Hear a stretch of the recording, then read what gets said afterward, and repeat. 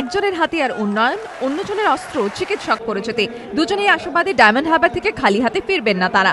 রাস্তায় নেমে এখনো প্রচার শুরু করেননি তৃণমূল প্রার্থী মমতা বন্দ্যোপাধ্যায়ের ভাইপো অভিষেক বন্দ্যোপাধ্যায়। রাজনৈতিক ক্যারিয়ারে প্রথম ভোট যুদ্ধে নেমে কর্মী সভাকে গুরুত্ব দিচ্ছেন অভিষেক। বুধবার কলাগাছিয়ার সভায় উপস্থিত ছিলেন পার্থ চট্টোপাধ্যায়, শোভন চট্টোপাধ্যায়। কিন্তু কোন অস্ত্রে ডায়মন্ড হারবারে বাজিমাত করতে চাইছেন তৃণমূল প্রার্থী? কোনো ধোঁয়াশা না রেখে অভিষেকের সাফ কথা, রাজ্য সরকারের উন্নয়নকে প্রচারের অভিমুখ করবেন তিনি। তৃণমূল প্রার্থীর দাবি, উন্নয়নের মাপকাঠি বিবেচনা করেই এবার রায় দেবে ডায়মন্ড হারবার। অন্যদিকে এর উল্টো ছবি বাম শিবিরে। কর্মী সভায় চেয়ে বাড়ি বাড়ি প্রচারকে বেশি গুরুত্ব দিচ্ছেন সিপিএম প্রার্থী আবুল হাসনাত। নবীন প্রতিদ্বন্দ্বীকে সমীহ করলেও তার দাবি, নীতির লড়াইয়ে সমর্থন দেবেন ডায়মন্ড হারবারের মানুষ।